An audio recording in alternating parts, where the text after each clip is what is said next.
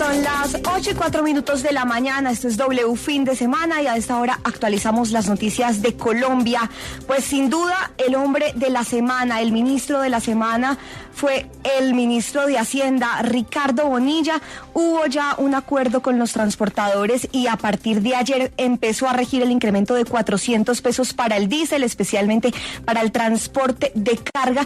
Y pues ahora viene la implementación de esto y para hablar de este asunto nos acompaña justamente el jefe de la cartera de Hacienda. Muy buenos días y gracias por madrugar con nosotros en W Fin de Semana, ministro.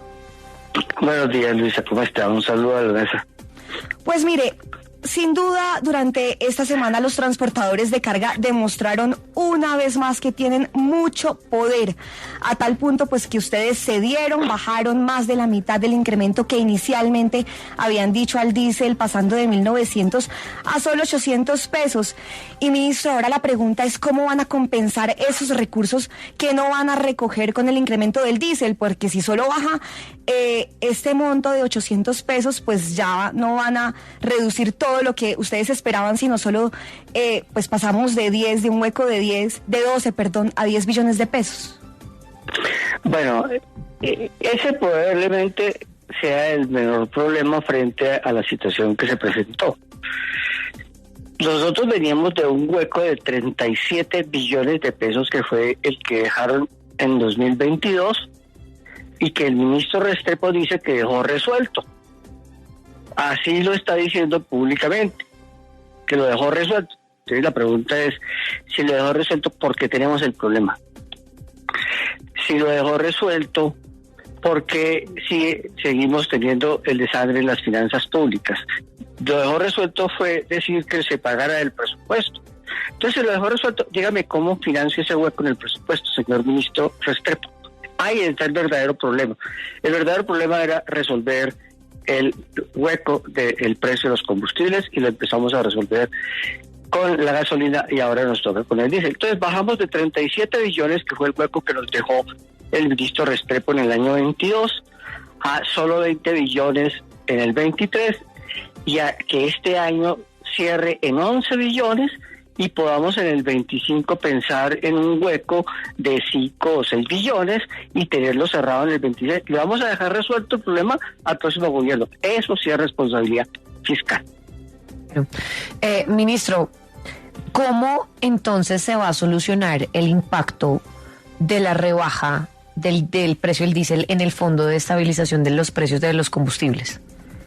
Bueno, lo estamos resolviendo poco a poco, lo hemos venido financiando desde el presupuesto, lo hemos venido financiando con títulos de deuda y pues el objetivo es dejar completamente cerrado el tema y que el país vuelva a recobrar la normalidad con este tema de combustibles hacia el largo plazo. Sí. Ahí es donde sale nuestro lío. Pues obviamente no vamos a tener el billón de pesos que vamos a obtener, pero que de alguna parte tendremos que rehacer las cuentas, pero el objetivo que estamos buscando es de mediano plazo, es cerrar este hueco. Un objetivo que además es respaldado, yo creo que por el 90% de los economistas, de los gremios, ese esfuerzo que está haciendo el gobierno nacional en pro de esto. Pero, ministro, usted mencionó también que va a haber una tarifa diferencial para los vehículos. Eso quiere decir que pues los vehículos que usan diésel sí van a tener que sacar del bolsillo esos 1.900 pesos. Y no sé, usted nos dirá, el incremento entonces para ellos llegará a los 6.000 pesos.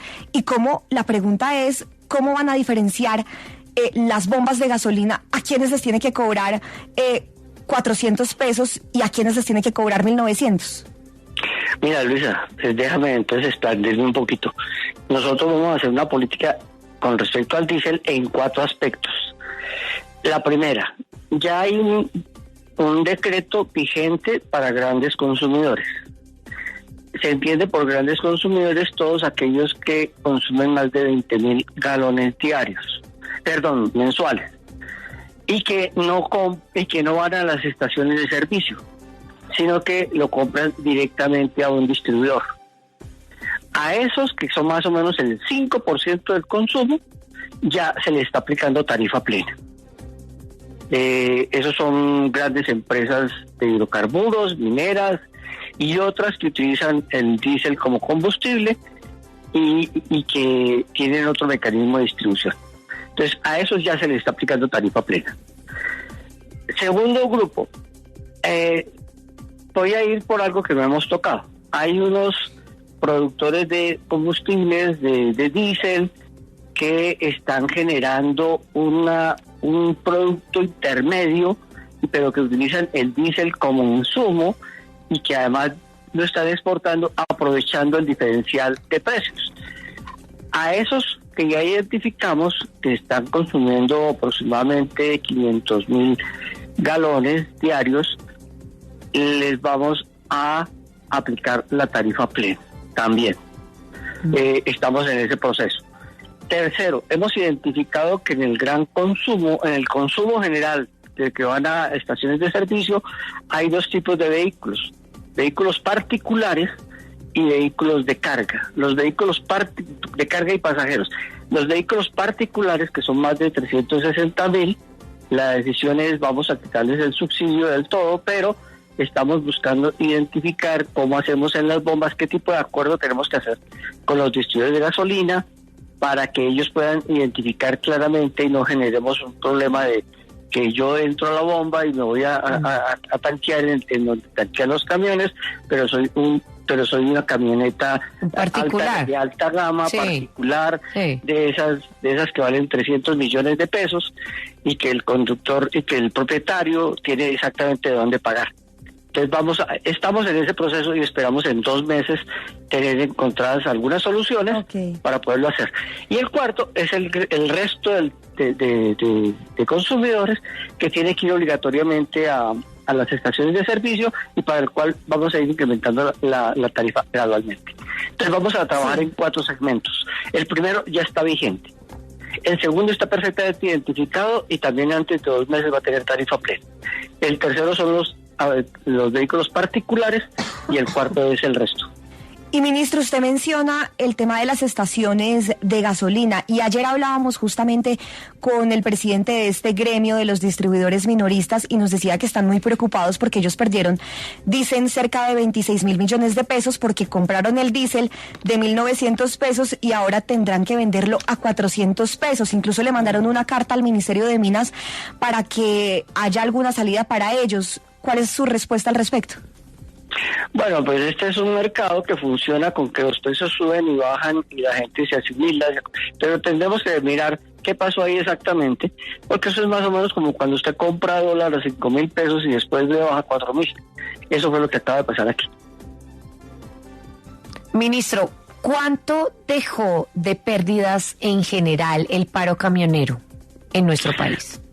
Se puede estimar en que hayan dejado pérdidas alrededor de 600,000 millones de pesos, pero y un incremento temporal en precios de alimentos y otras cosas por efecto de desabastecimiento.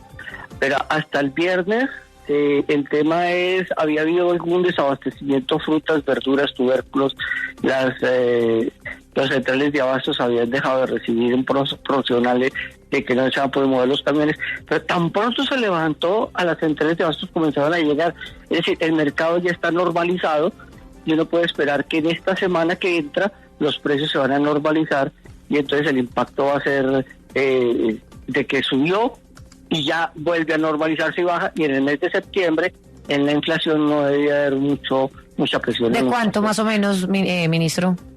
Nosotros estimábamos que si se aplicaba la tarifa de 1904, la inflación del mes de septiembre iba a verse afectada en 0,28.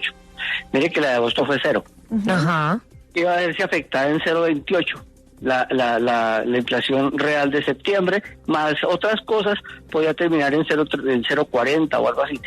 Como solo va a subir 400 pesos, la tarifa debe afectarse, la inflación debe afectarse en 0,06. Ah, ok. Y con otras cosas que llegue a 0,15.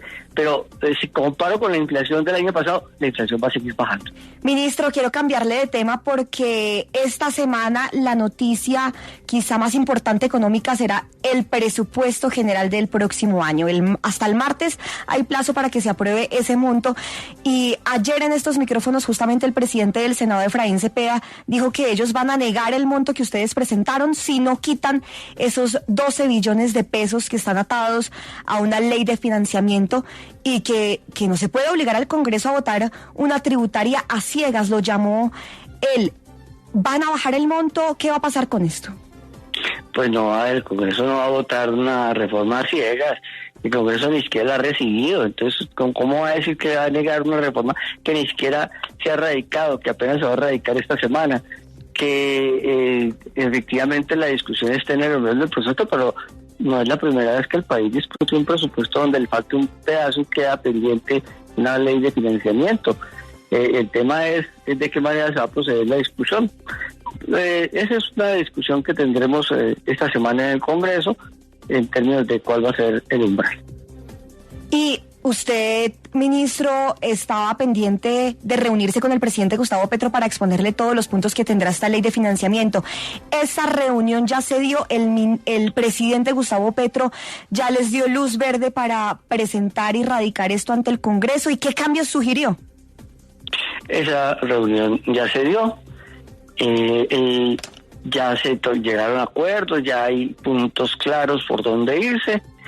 El borrador final lo tiene en sus manos. Esperamos que antes de las 10 de la mañana de mañana nos diga radiquen, inmediatamente radicamos. Y frente al borrador que conocíamos, ¿hubo cambios importantes o nos vamos con los puntos que ya se conocían? Vamos con los puntos que ya se conocían. El borrador que quedó filtrado tiene cosas que no van. No va IVA, no va el gran movimiento financiero del 5 al 6, eso nunca estuvo en la cabeza del proyecto. No se toca el IVA de la canasta familiar y tampoco se baja el umbral de declarantes de personas naturales. Ok, pues ministro, muchísimas gracias por haber estado con nosotros en W Fin de Semana. Lo saludamos y que me imagino que hoy descansará un poquito porque se le viene una semana importante. Pues yo le dije a Laura que me dejara dormir un poquito. A Luisa. Ah, bueno, pues lo alcanzamos a dar un poquito, sí, pero a las 8 de la mañana está bien. Está bien, ministro, para que se pare y haga ejercicio, ¿yo? Siga escuchando W Fin de Semana. Exacto, y siga oyendo W Fin de Semana. Le mandamos un abrazo, ministro, gracias. Bueno, ok, listo, chao, que estés bien, buen día. Chao, chao.